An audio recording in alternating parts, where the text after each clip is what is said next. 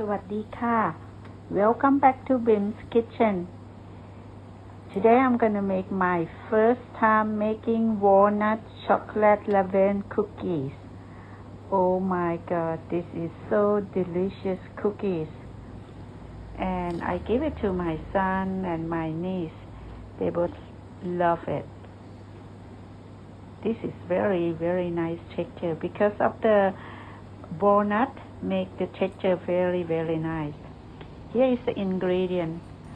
I will write all the ingredients into description so you guys can see what I'm put in there.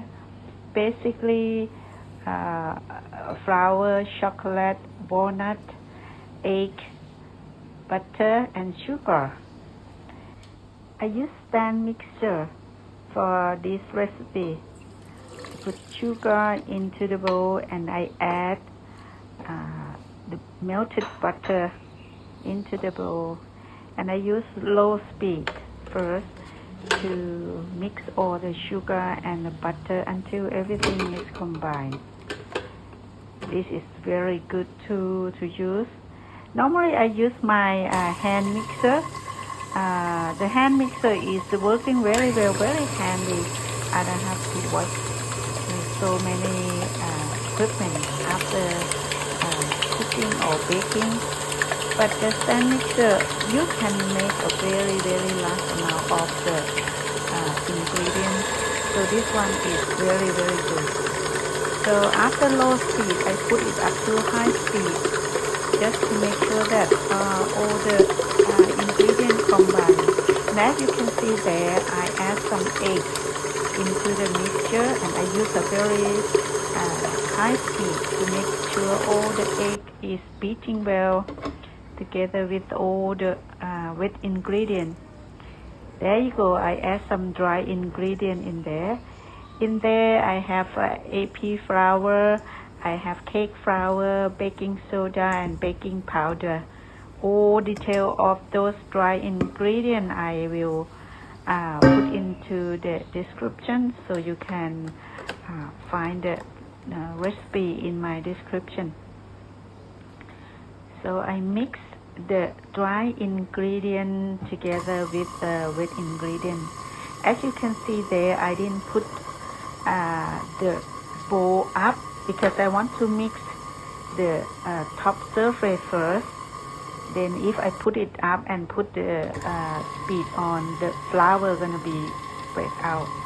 So I learned from that, and I use a very low speed, and then I gently add some chopped dark chocolate and milk chocolate into the dough, into the batter, actually not the dough.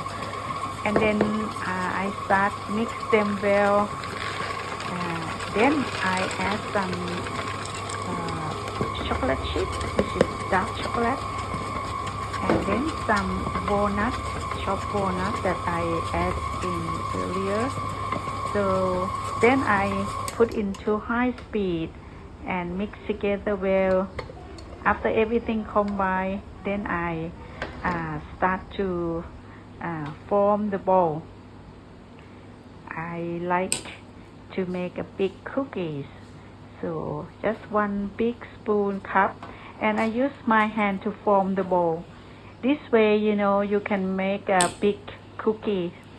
Actually, the original ingredient, they make the ball lightly with the flaky surface, but I don't know why my didn't have like a flaky surface. Then they put into the fridge for about 4 hours. I didn't have that long time to freeze my not the fridge, to put in the fridge for 4 hours.